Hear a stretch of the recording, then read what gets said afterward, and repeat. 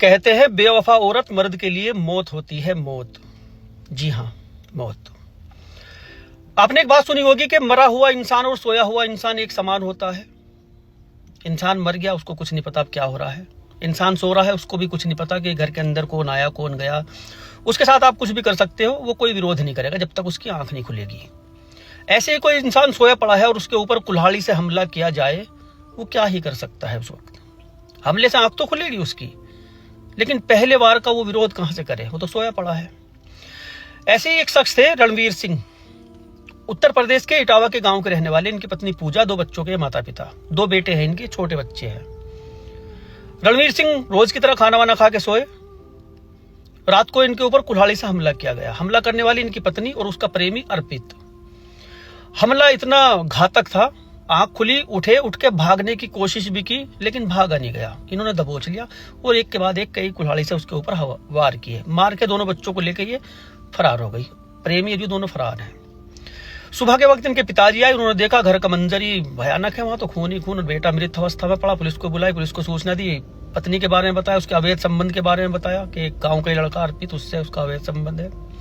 Police छानबीन में लगी हुई है। अभी इसने, रणवीर सिंह ने बेचारे ने पत्नी को आपत्तिजनक स्थिति में देख लिया था। प्रेमी के साथ, पत्नी के साथ मार पिटाई की, उसको समझाया, लड़ाइयां हो रही थी, कई दिन से घर में कलेश चल रहा था। अब कौन है ऐसा पति जो अपनी पत्नी को गैर की बाहों में देख लेगा और वो कुछ नहीं कहेगा? कौन है ऐसा पति?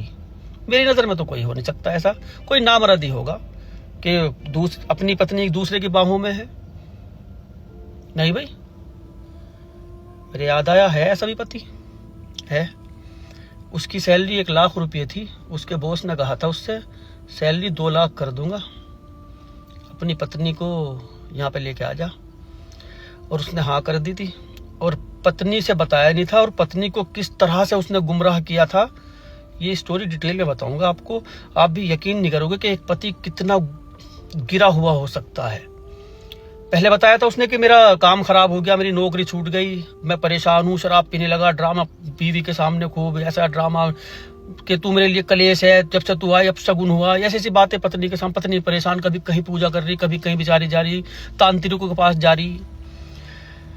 तांत्रिक भी सेट कर दिया था। तांत्रिक ने कहा था तू किसी और से अगर संबंध बना लेगी तो तेरा पति जो ठीक ठाक हो जाएगा, इसका काम धाम ठीक ठाक हो जाएगा। और वो संबंध बनाने के लिए तैयार भी हो गई थी। बाद में ये भेद जब खुला था, तब कहीं जाके पता लगा था कि कोई पति इतना गिरा हुआ भी हो सकता है कि अपनी पत्नी को सैलरी के चक्कर में दूसरे की बाहों में पहुंचा सकता है। हैं भाई ऐसे पति भी। खैर, ये कहानी डिटेल में सुनाऊंगा किसी दिन।